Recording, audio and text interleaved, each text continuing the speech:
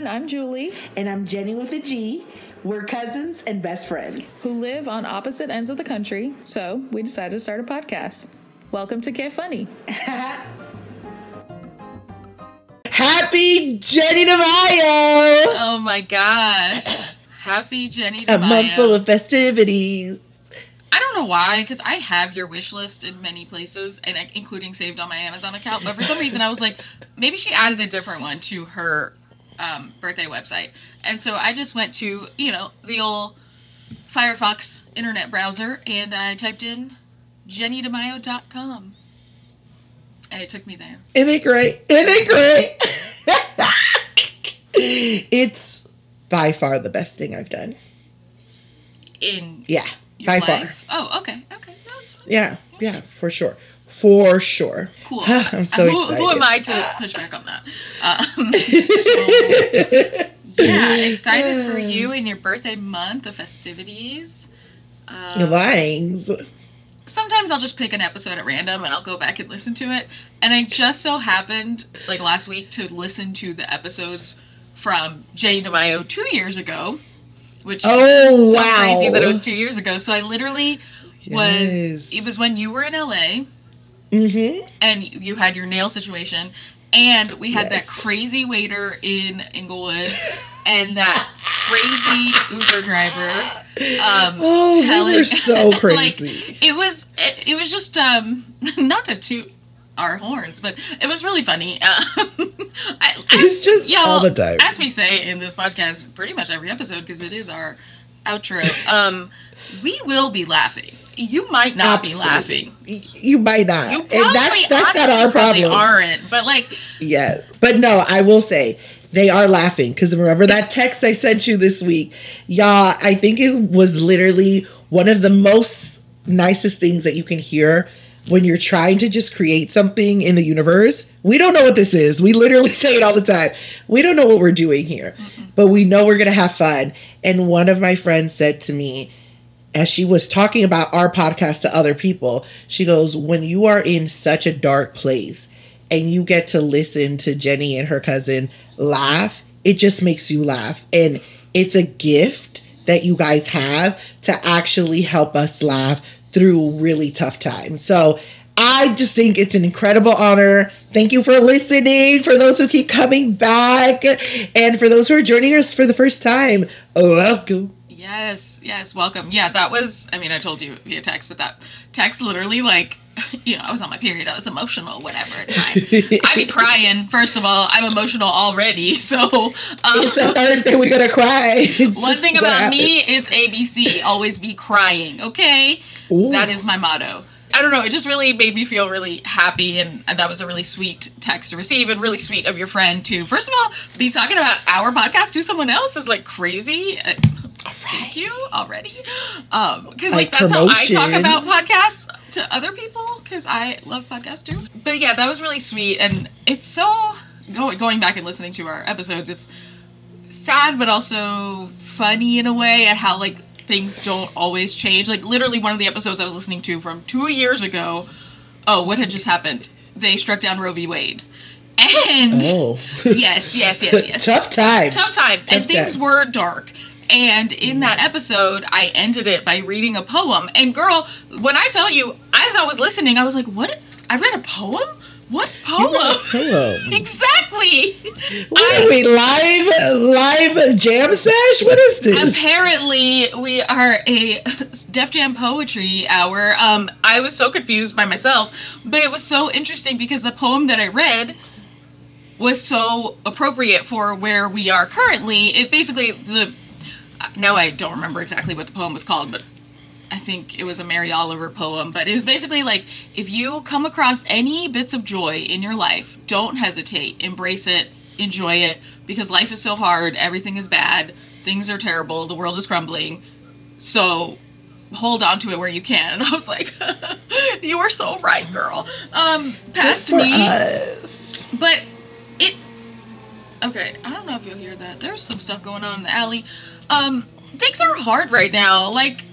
They're always hard, and I recognize the incredible privilege I have of saying this in my, home that is currently relatively safe, and with my little Amazon podcast mic that I had access to, I fully recognize that it is so hard for so many people. And I think that's why, as someone who is empathetic to everything, it feels so hard, because I'm like, I am but one person whose life means nothing in the large scheme of things. And like, what can I do to change anything? So your girl's been really in her feelings existentially lately. So that's where I'm at in the past week or so. That went real deep, and I'm not a swimmer, so I'm gonna just stay up here, surface level. But yeah, it's hard. It really is. I mean, I was talking to some people just that. I mean, and then some people just rely on you, right? Like, I'm the happy person, right? Quote unquote. So people tend to want me to tell them it's going to be okay. I don't know that it is. I'm also just trying to make it, and I was thinking about this the other day of just like how heavy things are for me is because, how people say, I never thought it could happen to me. I actually live in a space where I often think about what if it happened to me. Like, I really do everything that exists. I'm like, well, what if it did happen to me? Like, I want to be prepared. And I think that's why I also get so like emotional about the future stuff, because I'm like, future me needs to be able to withstand whatever this is, right? And so it really is hard, and it sucks, but there is always a but, and sometimes it's a big but, and sometimes it's a little but the but gets you to the other side. So hold on to the joy in the butts. It's so crazy. The joy in the butts. It's so interesting to hear you say that, because it's like our future anxiety is manifesting in very different ways. Whereas you're like, future me needs to be prepared for XYZ. Whereas my headspace has always been like, girl, ain't no future me. Who is future me? Is she going to exist? Is the world going to exist? Does it matter? That's where I get. But we like really just kind of curved away from Jenny DeMaio. Well, Jenny, we're going to be talking about Jenny DeMaio all month, okay? I just feel like we can talk about this all the time. Yes, but I am worried, and you don't seem concerned. About what? I ordered fans with my face on it, and I don't know if they're actually going to arrive. I haven't gotten any confirmation from Zazzle.com. What are you going to do with fans? Why are you always ordering fans? First of all, it's hot. Why do I keep having to explain this? It is hot. We are literally melting. Have you not been outside? It's hot. Yeah, I was just outside, girl. 67 degrees. What are you talking about? What? But also, girl, is this really hot? Also, I just feel like, for me personally, if you're gonna do fans, don't make me work for it with this old-timey church fan. Give me a neck fan or something. Hold on. No.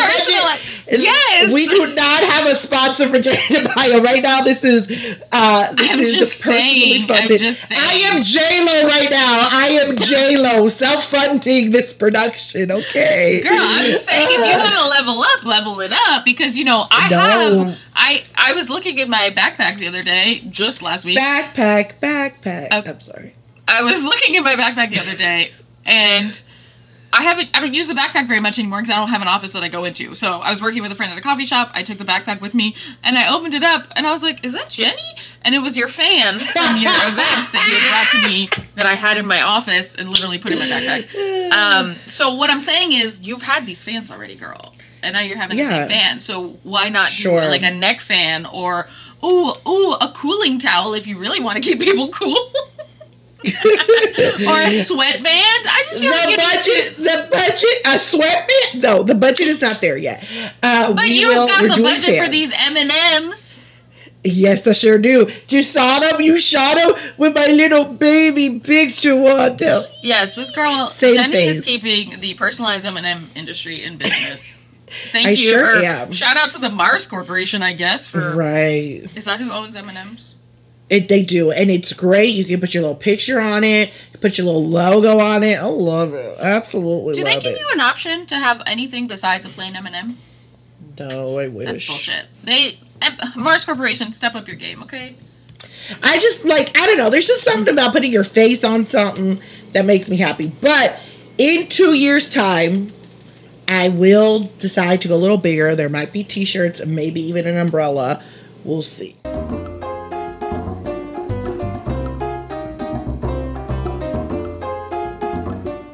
The disdain I have for this movie is right. Okay.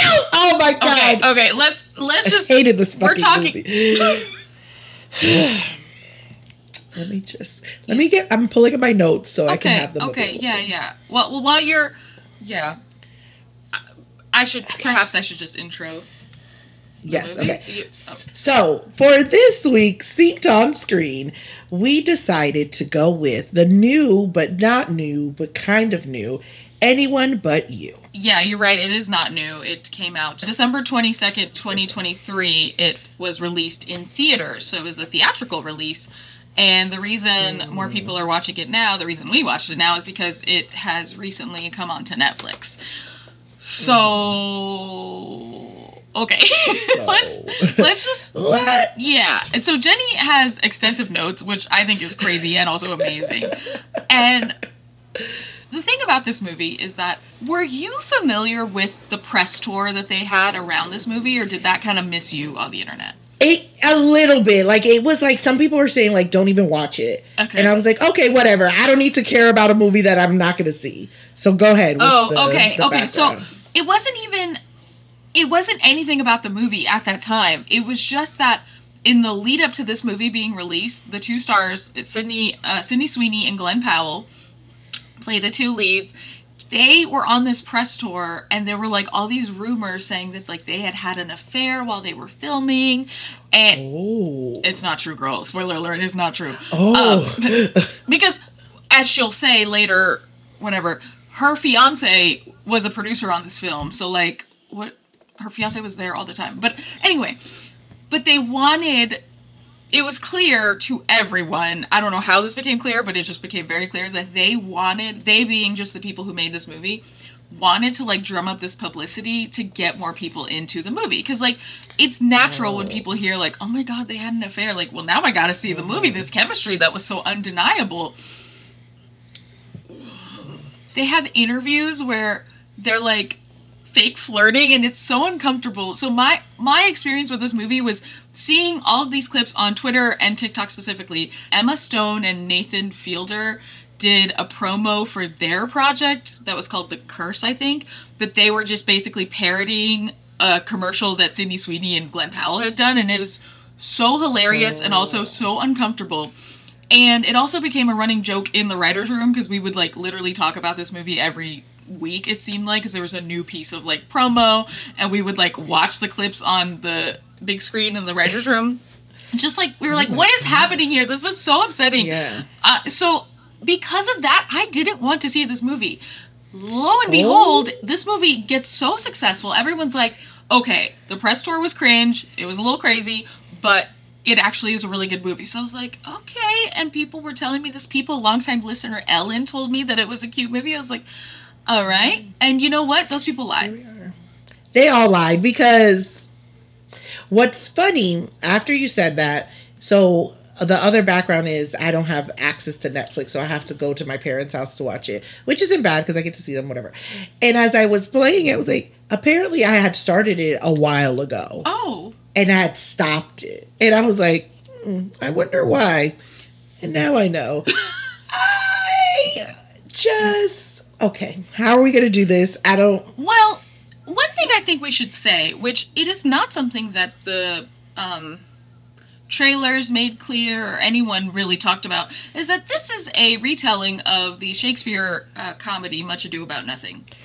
Right, that came up at the end with the credits. I was like, what? What's that? I literally was like, what's that writing over there? But see, I forgot. I only knew about this because when Ellen told me it was cute, she said it's a retelling. No one's talking about it, but it's actually a retelling. I was like, oh, but I forgot it. And then when I started watching it, and they have certain parts where they're like speaking very stiltedly, and I was like, oh, I wonder if these are like actual pieces of dialogue from the original play. I'm not sure, and I'm not going to fact check that because I don't care. It doesn't matter. But it is a remake or retelling, whatever. But like, they could have just left that. They didn't have to be that. Really, it didn't make it better. It didn't make me say, oh, I understand now. And I guess like I want to lead with my notes because I was just so annoyed and confused. Let me just read. I'll read the quick summary from IMDb just so we can get a sense of what it is. And it should go without saying, but we will spoil this movie probably, most likely. We'll spoil it. So if you haven't seen it and you want to, and you're so concerned about spoilers, stop now. Turn this shit off. God damn, why are you still here? Okay. Summary. I should say Sydney Sweeney plays Beatrice, but it's B. And Glenn Powell plays Ben. Glenn Powell plays Ben. Okay. After an amazing first date, B and Ben's fiery attraction turns ice cold until they find themselves unexpectedly reunited at a wedding in Australia. So they do what any two mature adults would do. Pretend to be a couple. Now I think someone just, I mean, that is kind of the movie, but. It is. But that is also what I read before. Oh, okay. I had, and it was like, well, how did they just randomly end up at a wedding? Yeah, so many other plot points that they don't talk about okay, it starts. They do meet at a coffee shop. They have this cute little meet cute about trying to pretend that they're a married couple so she can get a key to the bathroom because she needed to buy something or whatever. So then they end up leaving. They're dating. They're doing this whole thing. She ends up at his house. He makes her a grilled cheese sandwich. He tells her about his mom. It's really sweet. Then they sleep together. The next morning, this woman acts like she was drunk the whole night and just slept with the worst mistake of her life. So she sneaks out. And I literally was like, what is it? I literally paused. I was like, did I miss something? I was like, maybe he hurt her. Or maybe she was drunk. She wasn't. No. So she leaves. And she's talking to her phone on her sister. She's like, oh my God, it was the most incredible night ever. He's, well, why did I leave? I don't know why I left. So she goes back. The door's open because they just leave doors open, I guess. And she hears him talking to his friend saying, nah, she was nothing, whatever. Fuck that hoe. Mm-hmm. And then they end up at a club and they realize that his best friend is dating her sister. Yes. So it's not unexpectedly at a wedding. They are now literally the best man and the maid of honor for this wedding. Are they really? I didn't know that. Yeah, I think that's what it is. We should be clear. His best friend is a woman, so it's a same-sex couple. And I didn't know that it was like so binary. Like he was the best man and she was the maid of honor. Yeah, that was like, she's like, he's my best friend and he has to be here and they have to walk down the aisle together. Like it was that presumption of best friend, best man and maid of honor. And I was just like, shut up. So then this is where my notes come. Why didn't she make her brother her best man? I don't know, because that brother relationship was also weird too. Wait, because that is her brother, right? Yeah, no, that's her brother. That is her. Okay, that's her brother, but like... that's not his dad, which also was in my notes because at one point I thought that was the dad for both of them, and then he's like, "No, that's my stepdad." I'm like, what? Yeah, that's not her dad either. I thought it was her dad. I thought it was both dad. It's both of their stepdads. Girl, it's their mom and it's their stepdad. It's the mom for sure. But girl, I don't know. I said they literally have B in a low cut dress or shirt at all times. At one point, Pete says she's a bosomed girl or a plump. And just like, why do you have to focus everything around her boobs? This is a Sydney Sweeney thing and the character thing. Because Sydney Sweeney has big boobs. Then I was like, but why would they literally just have her body be like the point of interest throughout this? So I was like, that's so weird. Then at the end, she's an executive producer. I'm like, so she's the one doing this? Oh, and the reason and the reason I bring this up is because she made a big deal about her in Euphoria being overly sexualized. So I was like, oh, Sydney Sweeney as an actress doesn't want that to happen. Then she does it herself? Y'all, it was at a certain point, I literally was like, can she cover up? Because now I'm getting uncomfortable. Yes. And I'm not even like that. She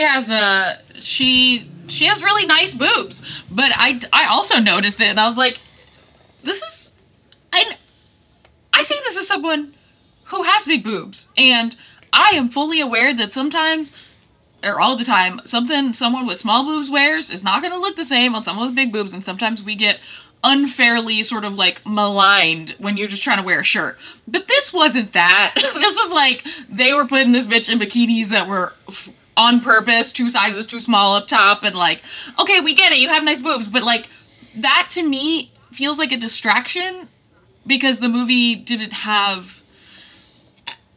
My biggest problem with the movie is not the boobs, it's not anything. I didn't feel like there was believable chemistry or any chemistry between any of the characters. I'm not even going to just say the main characters, although I think that is my biggest problem with rom-coms these days, is that they cast people based off of who is hot, which these people are objectively beautiful, great bodies, look amazing, but they have to have chemistry together. No one would say that fucking Tom Hanks and Meg Ryan were the hottest people alive, but they had chemistry, which is why they made those movies with insane premises work. Why won't people do that anymore? These people had more chemistry in the end scene, in the bloopers, in the credits or whatever, where they're all dancing, than they did the entire movie. That's. Yeah, I think the couple that had the most chemistry was the son and the stepdad. Like, to me, they had the best chemistry. Yeah, because I was going to say, the couple who was getting married did not have, it felt like, had they met each other before? Where was there was no spark, there was no connection. It was just like, are they sisters? What's happening? And the whole point, too, like, no one... I didn't even realize they were really sisters, because I was like, they don't even act like it. So then the married couple, the couple to be married, they devise a plan with her family, with one of the bride's families, to try to get them, Ben and B, to hook back up together. So they're plotting. So then Ben and B are like, okay, we'll pretend that we're into each other. It was so stupid. And then... Because they're making everyone miserable, by the way, because they hate each other. Right. It's now been, I think at one point they say, it's been 2 years since they met and had their thing.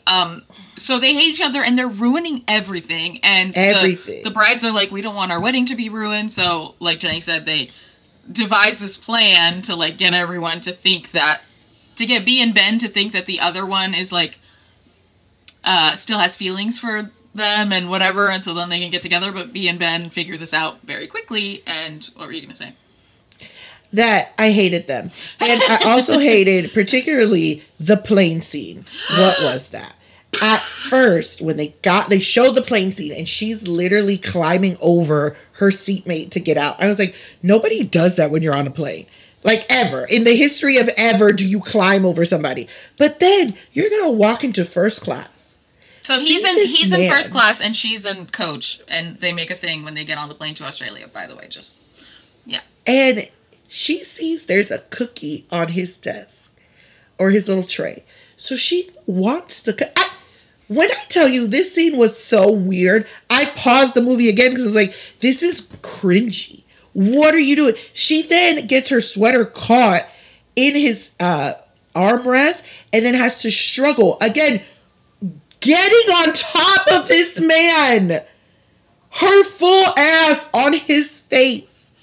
Mm-hmm. He does not wake up at all, which, by the way, what drug is that? He's sleeping the whole time with headphones and like an eye mask on, so he totally believably does not realize that she is basically thrusting in front of him, trying to get her jacket, while she has his cookie in her mouth. My thing about this whole thing, and I know you're saying, who does that? I agree, who does that? But I'm willing to believe any of this if this scene led anywhere. Because there's actually no reason for the scene, because he never wakes up. The whole point of a scene like that is that he wakes up, or something, or it comes back, or something. The only reason it came back was because of the song. How dare they, first of all? How dare they? And I hated this movie.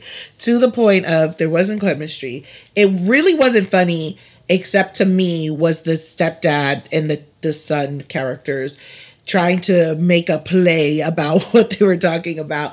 And then I hated, like, the end scene. I hated it. I was like, why does she deserve that? She was being a sourpuss the whole time because she lied to everybody and it was exposed, and then now she's mad at him. The issues between them were literally just She overheard him lying about her to his friend to make himself feel better because he felt bad because he thought he had this connection with her and she ditched him. At no point in time did they ever have a conversation about it. They just switched to, oh, okay, well now we're in each other's lives because our, friend slash siblings are dating. We're just going to hate each other. And she gets back with her ex who she had been broken up with that one night that she had hooked up with Ben the first time. So that's the other thing. Her family... So she gets back with her ex, she's engaged to him, and then shortly before this current day wedding, she breaks up with him. Her parents, who are just meddlers, they think that she's going to throw her life away, throwing her relationship away. They've been together for so long. So they, unbeknownst to everyone, decide to fly her ex-fiancé out to Australia to hopefully rekindle things. So that's another reason why she wants to fake the relationship with Ben, is because she wants... Oh my god, we didn't even get into this. So she wants her parents to stop giving her crap about getting back with her ex, and technically Ben wants his ex, who is a friend of the family, who lives in Australia, to to be jealous, and maybe it'll make her want to get back with him. So what's your plan? Is she going to move? What are you talking about? Also, why is it the first time we see her tits are out? Right. Like, it was... I literally was like, who made this movie? It was so raunchy for no reason. Like, even there's a scene... Also not raunchy enough for the... Like, it just felt like for the sake of it, there was nothing... It wasn't funny. It was just like boobs. It's like, oh, boobs? Yes. I'm like, okay. Boobs. Hey, remember boobs? There's a scene where they're supposed to pretend that they're being lovey-dovey, and they're looking out into the distance, and he's like, grab my butt. Then she's like, grab my butt. But it's so stupid. Like, they're literally squeezing each other's butt, and then her finger ends up in his butthole, and then also his finger ends up in her butt. It is so stupid. I wanted to turn it off then, because I was like, this is so dumb. And then there's a big spider because it's Australia, which, by the way, side note, I do not want to visit Australia mainly because of those spiders. Like, because of all of their wildlife. Everything there is designed to kill you. Legitimately, he ends up naked. And then she ends up losing her pants so that he can wear her pants. This movie is stupid. Again, I'm gonna, get on my chemistry soapbox. I think a lot of the things that are dumb in this movie, plot-wise, could have, and probably would have been overlooked by us, certainly by you, Jenny, if the characters had chemistry. I guess. Because Jenny loves, anything. Stupid-ass movie? I sure do. Yes, she does. So... Then I said... Wow, white people love water. Dark waters, hell no. Because they fell out a boat. Can we? I don't even want to talk about that part. I won't. Well, God, we're going to have to talk about it so that I could bring up this other point. So, again, they're still on we got to convince our families we're in love train. There's some sort of wedding-related activity that the whole group has to get on a boat for. And Ben and B are like, let's go to the front and do the Titanic, so that'll really... show them that we're really into each other, because everyone knows that that's super cringe, but that by me agreeing to do it with you, that would show that even though it's cringe, I'm into you. Okay, what? You're doing too much explaining, movie. So much explaining. So they do the, Titanic, front of the boat, arms out situation. And people are watching, and they're like, wow, they're together, and then everybody walks away. It doesn't matter. And then this bitch falls into the water, and she's gone. The boat is going. And it's already been established earlier in the movie, which maybe was one of the only times I actually laughed. He is not a strong swimmer. He's got a great body. He does not do cardio. And she's like, oh my God, you're hot girl fit. And I was like, that's funny. So it's established he's not a strong swimmer, but for some reason, because he likes her, he jumps in and tries to, quote unquote, save her. Pretty quickly, the people on the boat realize that they're in the water, and they call what is it called? Coast Guard? I don't know. But they call it something else in Australia. Something Harbor Patrol. Harbor Patrol? Something? I don't know. So they call them because the boat can't turn around for boat reasons. Doesn't matter. And eventually, what are their names? B and Ben get rescued by the Australian Coast Guard. Yes. This is the night that they end up having their sincere re-hooking up, whatever. It doesn't matter. It doesn't matter. We learn... It doesn't matter. They are rescued by a helicopter. That's when we learn that Ben's afraid of flying. So they sing his song, which happens to be unwritten by Natasha Bedingfield. So then, at the end, the movie's almost wrapping up. It's about to be time for him to realize, I've been an idiot. We need to be together. I have to find her. She, first of all, is at her sister's wedding. And her sister says, it's okay. You can you can leave. You can take a walk. So this bitch leaves her sister's wedding and doesn't go take a walk. She goes to the Sydney Opera House because earlier in that first water scene, she had said, I want to go there. Promise me we'll go there before this trip is over because I like to see people in love and I think that would be a good place to see them. Not my sister's wedding. That's not a good place to see people in love. It's the Sydney Opera House. No. Sure. So she goes there and strangers. Yes. And when he is at the wedding and he learns that she's left, they're like, oh, you've got to find her. And someone's like, yeah, she said she wanted to see people in love or something, strangers in love. And he's like, oh, Eureka, I know where it is. It's a Sydney Opera House. Fine. So what does he do? What would a normal person do in this situation, Jenny? He does the opposite of that. Because she gets to the Sydney Opera House pretty quickly while her sister's wedding is still going on. But he thinks the best way to do this is throw myself into the water, tell the people in the wedding to call harbor control, Coast Guard, whatever. And he diverts actual resources away from people who might need help to get the Coast Guard to take him via helicopter to the Sydney Opera House. That actually made me more upset than anything I'd seen in this movie. That's what I'm saying. The ending got me. I was just like, what the F? How are you just wasting people's time, resources? But it didn't even make sense. It wasn't that far away. It wasn't that far away. And then it was like, I've always loved you. Y'all figure it out. It's stupid and I hate you. And then the other part right before this that I really hated. Oh, God. I have to go back to my notes. Sure. A wedding cake should be delivered. Stop asking people in your wedding party to go pick up your cake because it never works out. And then casually put it on a table that has a random dog toy because the dog is going to see it and then pull it. Then you're going to get mad at B, but it technically wasn't B's fault. At that point in time, it was whoever left that little dog toy on there so the dog could pull it and pull the cake down. I hated that. Like, pay the extra fee if they're going to charge you, okay? And I say this as someone who has been asked to pick up a cake more than once. And I'm like, I can't. One, I'm a guest to your out-of-town wedding. 2, I don't have reliable transportation. 3, it's your wedding cake. I mean, sorry, I don't want that responsibility of messing it up. Like, no. It's really hard. It's really easy to mess up a cake. Cakes are fragile and delicious. Anyways, they suck. But whatever. I guess they fell in love or whatever. I don't know. It wasn't enough calm for my rom, and certainly not enough rom for the calm. Should we be mad at Shakespeare for this? Like, is that who we should actually be mad at? No. Because again, I didn't know it was Shakespeare. Shakespeare coded until the end. But now you know, and the story is Shakespeare. So like, should we? Like, I just want to say Shakespeare wasn't all that, y'all. Shakespeare's fine, but like, I don't even know if he knows what love is, girl. I just feel like we don't need to keep retelling Shakespeare. We have retold Shakespeare a bajillion times. Get another story. Is true. Well, that's it. This movie was watch it if you want to. I don't care. Watch it if you want to. I mean, that's fair. As someone who not only enjoys rom-coms, but works in this dying fucking dinosaur of an industry, we call it Hollywood. Maybe you've heard of it. It's called show business. Look it up. Wow. She's gonna keep going. Do another one. Go back to the moving pictures.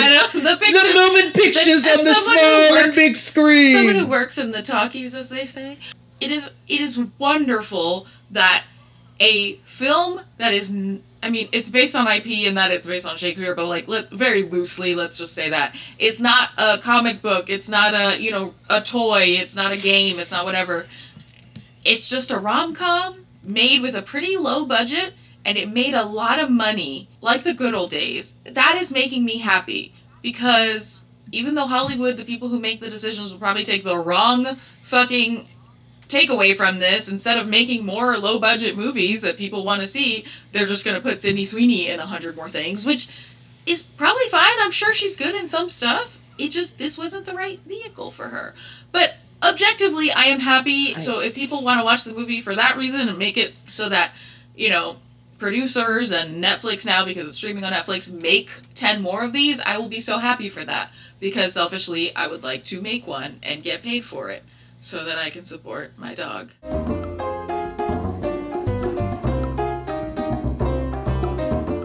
I need to give you, you need to get your space and your time to talk about what Al Gore's internet has given us, particularly the rhythms and beats of Drake's demise. Please. The boy rappers are fighting. I've heard. I've seen it on the talks and the ticks. I asked Jenny last night if she had been listening, because I was like, hey, so I know we're recording, just so you know, I'm going to have to talk about this beef. And she's like, oh yeah, I've been keeping abreast. She didn't say abreast. I just did. It's fine. She said, I don't know. She said, yeah, I'm with it. I know what's happening. And I was like, okay, cool.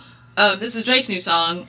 And then she was like, oh, I haven't been actually listening to the songs. I was like, what do you mean you're abreast? No, I don't listen. How could you? No, I am. You could be abreast with summaries, and but you gotta listen. I mean, sure, okay, fine. You gotta listen, y'all. If you don't know what we're talking about, at this time, hold on, what is it? Monday, May 6th? How could you not? Well, sure, but it's Monday, May 6th. It's roughly 3:10 p.m. PST, or no, it's not PST. It's PDT actually. Oop. Right? Yeah, I think it's PDT. Currently, let me just check my phone because I haven't looked at my text, but it does not. Okay, it does not look to be that Kendrick has responded after Drake's last diss that came out last night. By the time this episode comes out, it may be different. Now, are we calling the last diss a diss? Well, his girl, I don't. So I'm not going to get into all of the, I'm not going to do a close read of the lyrics or anything like that. Like, this is not the podcast for that. I will say my credentials are that I am a person who has followed hip-hop since I was way too young to be listening to hip-hop, truly. But in my adulthood, I don't follow the, hip-hop beefs as much because I just don't care. I don't have the energy. I'm like, I'm not a fan. And also, I'm an old person who listens to new music, unless it's Beyonce, and is like, what is this? Is this back in my day? You could actually make sense of the lyrics. But I will say, back in my day. Yes, back in my day. You bumble too much in this. What is this? You can't even dance to this. But so as that person, as a pure, old school sort of hip hop enthusiast, some could say, the beef has been invigorating. I didn't care about it at first because I was like, meh. But I've been like, oh my god, the bars are hitting, most of them. But then, now it has transcended that. It has become, after I listened to several of the songs, most notably Kendrick's Meet the Grams, which came out Friday night, I think, and then Drake's rebuttal thing, which came out last night. I think he called it The Heart, Part 6. I just felt, first of all, sad. I was just like, this is uncomfortable, because the things that are being alleged are not... It's not to be taken lightly. So, I'm not going to get into all that. I just want to say to Aubrey Drake Graham, in what world is it appropriate to address allegations that you are a pedophile by saying, if I was a pedophile, I would be in jail by now? Or, I am too rich to be a pedophile. Who is on this man's team? Because the way that track dropped, and literally I have never seen the backlash to a song be so immediate. Honestly, to me, Kendrick doesn't even have to respond because Drake just owned himself with that track. I'm like, are you hearing yourself? What are you saying?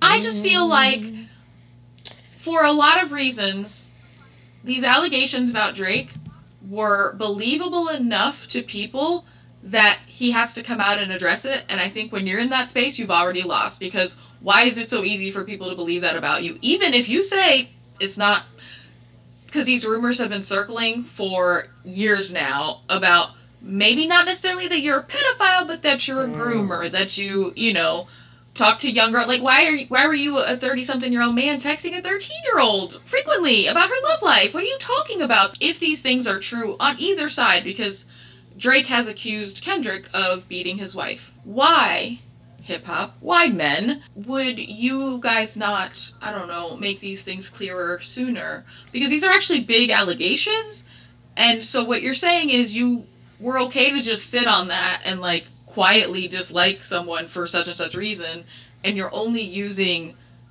these very egregious, like, transgressions as fodder for your beef. And then that makes me think, so, like, do you care that he's a pedophile, or do you care that he is talking shit about you? Do you care that he beat his wife? It just feels like as per usual, the, like, victims in these situations are being treated with absolute, like, disdain and disregard, and it's just like collateral damage when it's like, no, we should actually talk about this, because, like, why were you, Kendrick, were you not going to say something until Drake called you out? Like, what is really happening here? And I'm saying this as someone who has enjoyed the songs that have come out during this time.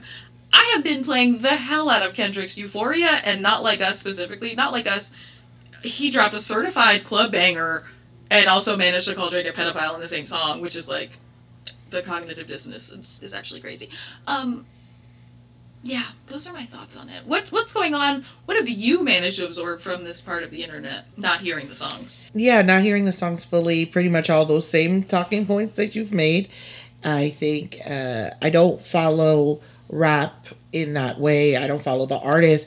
There was somebody, okay, but I did see that there is, and forgive me if I don't know all the names, but you'll correct them.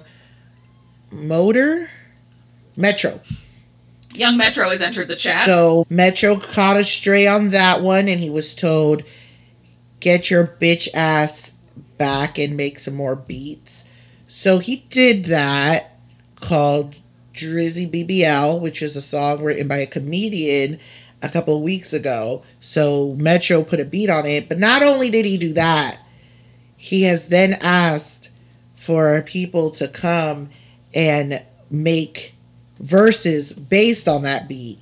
So now it's literally going to be a catalog of diss tracks toward Drake for as long as this beat exists. So I thought that was interesting, but there was one in particular, one of those people did a track, and that came up on my For You page, and I appreciated what they said in a very quick summary, that we need to stop idolizing these people because they will all disappoint us. And that to me was like the major 100%. Point, right? Like, some people are like, I'm a Drake fan and no one's gonna make me hate him, or I'm a Kendrick Lamar fan and I think he's great, and El Otro who had to apologize, J. Cole.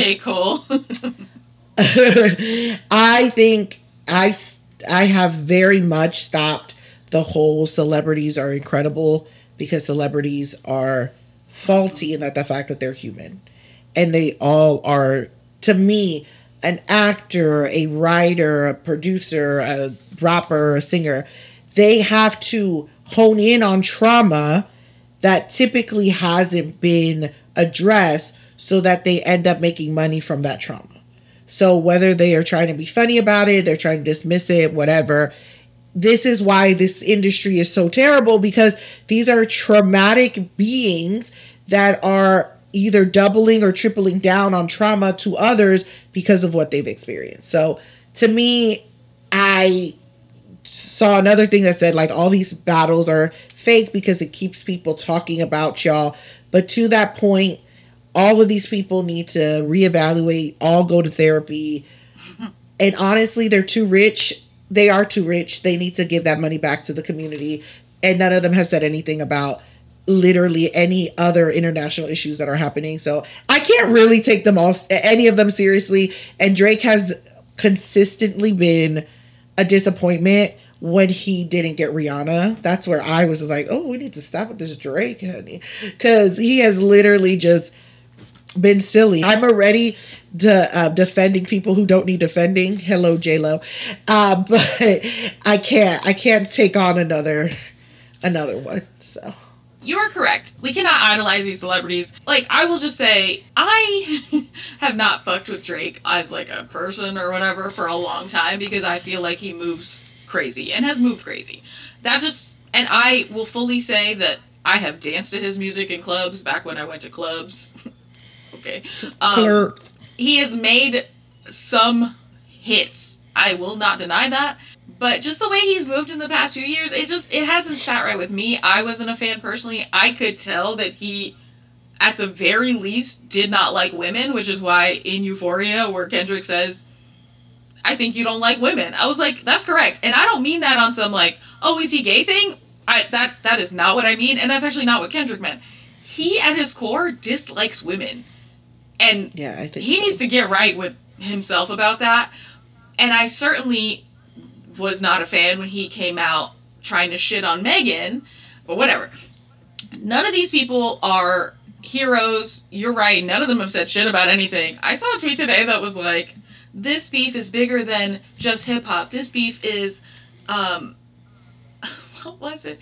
It was like, this is Israel versus Palestine. And I was like, let me stop you right there, champ. No. That's what we're not going to do. Stop it. Thankfully, everyone in the replies was like, no, because the thing is, the worst thing Kendrick could do right now is come out and talk about Israel and Palestine, because I guarantee you're not going to like what he says. So let's just rein that back. These people are not heroes. The last thing I'm ever going to do is put my faith behind a man, let alone a famous man. Right. Imagine. Absolutely. I mean, imagine. You can't. And the thing is, at the end of the day, all the people who are like, oh my God, this is so great. They're getting paid for all of it, right? Like, none of that money is going anywhere but their pockets. And it was, to me, the best thing I could describe it to, if someone needs an analogy, which I think things can exist as they are. Sure. But it's the boxing match with Canelo just this weekend. Like, it was, I don't watch boxing. I don't watch any of it, but I saw, again, I get all the media, and they were talking about De La Hoya and him fighting. I don't even know what you're talking about, girl. Oh, well, as very quick, Oscar De La Hoya is at this press conference. He's starting to talk about the fight, the Canelo versus whoever. I'll never know who the next person is because all the money's on Canelo. Like, Canelo's gonna win. That's it. Like, I don't know who he was against. And so De La Hoya starts talking and pretty much saying that Canelo is a piece of shit and he owes him money, and he's only gotten famous because of based on Oscar De La Hoya's name. Then Canelo's like, I don't know what he said because he said it in English. So then Canelo starts cursing him in Spanish, calling him baboso, addict, alcoholic, and all this stuff. And so, but guess who won?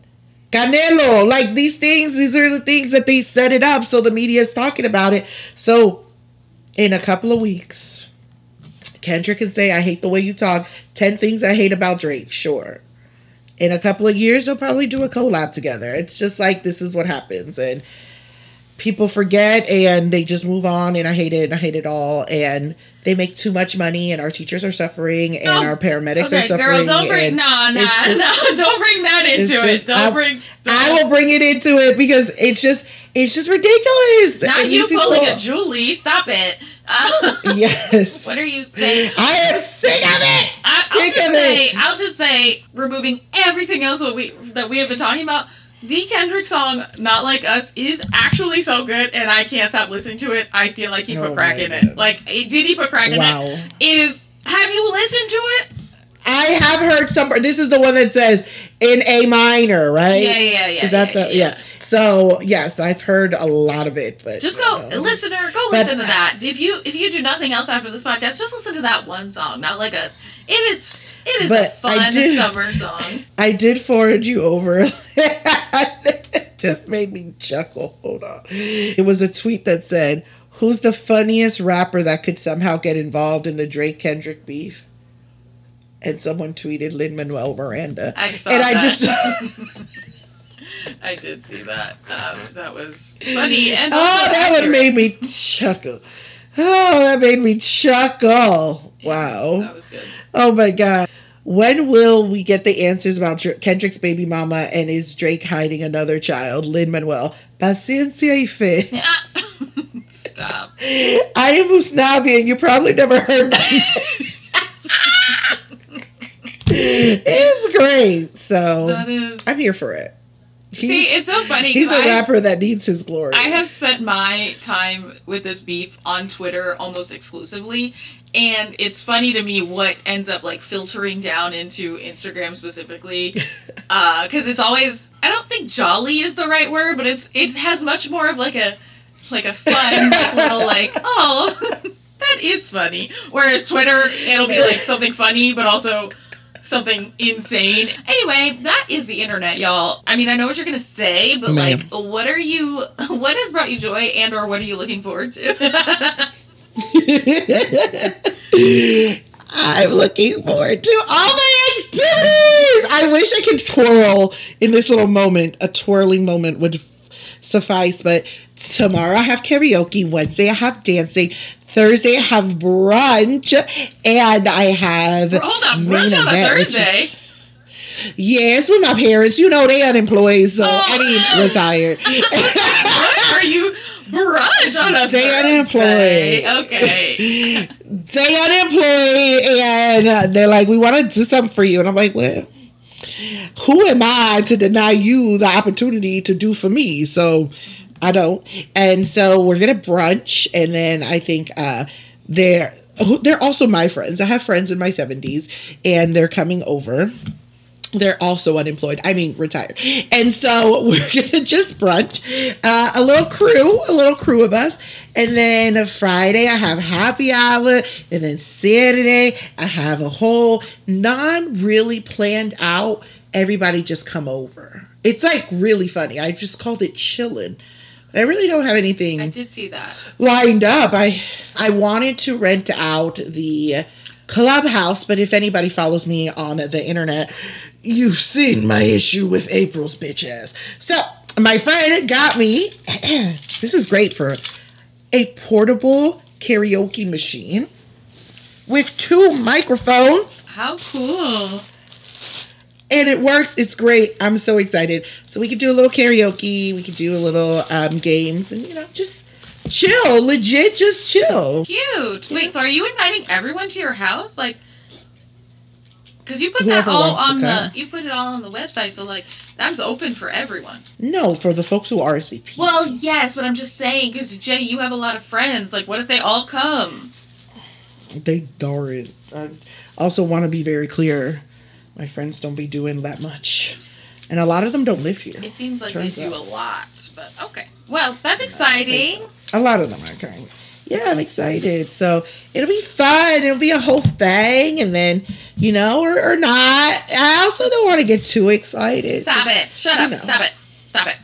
You get disappointed with people. So I'm trying to just be like regular chill. But it's okay. I need to line up my songs for tomorrow because the theme is songs about fruit at the karaoke spot. I've never been to a themed karaoke. Where they limit you to those songs? They don't limit you. So thankfully the host, he's like, listen. He's like, the theme is just something to have. If it works, it works. That'll me and karaoke. I know. You do be karaokeing every week. Every week? All right, so tell me, what are you looking forward to or what brought you joy or both? What brought me joy? Last week I went on a hike with my girlfriends in Griffith Park, and it was supposed to be... That was joyful? Well, it was joyful to see the girls, and then we went to brunch after. But we had initially said, let's not do a hike, let's do like a hot girl walk. So we're calling it a hot girl walk. Girl, it was not a hot girl walk. I mean, it was hot, and we were girls, but we were not just walking. We were hiking, incline. Whew. It was a little tough, but we made it. We hiked up to the Griffith Observatory, and so we got to go in and see the little planetary stuff. It was cute. And then we went to brunch, and that was fun. I'm going to a wedding soon. Definitely before the next time we record, I will have gone to my friend's wedding. It's a local wedding, which I always love because I feel like we have to travel a lot for every wedding. And so whenever someone gets married here, I'm like, go ahead. It'll be fun. They're a fun couple. And so I know that there's going to be some fun, like, non-traditional stuff at their wedding. So I'm excited for that. I love that. Yeah. I need haven't to been get to a a wedding dress. since March. I'm itching. That wasn't that long ago. What do you, I know. how do you, first of all, you and Cameron, specifically Cameron, who should be listening to Yeah, this, Cameron. go to Hey, more Cameron. weddings. He goes to more weddings than any person I've ever known. That is true. He You should were be initially the first person who has gone to more weddings than anyone. But I would say yours have slowed down a little bit, whereas his just keep ramping really up every have. year. I thought there'd be more divorces. Not that I want more divorces, but I just thought that there'd be more, you know? But no, they're pretty much one and done. I mean, that's great. How does he go to a wedding a month? I don't know that many people. Well, Let alone people who are getting married. And he kept making friends with all them young people when he was in college too. So he got. Not you putting him on blast. Oh my God. Jenny. I'm just saying, he knows all the young people. Wow. Okay. He knows all the young people. All the old people I know are done. So, but young people, they love that marriage. I don't know why I'm talking like I want to go. I don't want to go to more weddings. I just think it's crazy. I don't know that many people. Where are people meeting people? Well, okay, that's a different horse for a different trail. What? I don't know why, but it's true. It's a different horse for a different trail. Sure. As we all say, it's a different horse for a different trail. Listen, you know, as the people do say, the great rappers of our age said, "More money, more problems." I would, you know, change that. More friends, more drama. Like, if you want more drama, get more friends. I don't want no. If you don't, as Mary J. Blige said, no more drama. In distancery. But the thing is, I think you need to really hone down as to why when you say you want to know more work, you don't want to meet those people. People are a lot of work. You know what? You should just meet more dogs, and then you'll be happy. I'm always trying to meet more dogs. I'm always trying to acquire more dogs. What I will say is not that I want more people. It's what I think a lot of people of our generation want, which is a very close group of friends who all live in the same building, who come and go as they please. Thanks for listening to Get Funny. We hope you laughed. But if you didn't, we did. We'll see you next time. Bye. Bye. We killed it. Crushed it.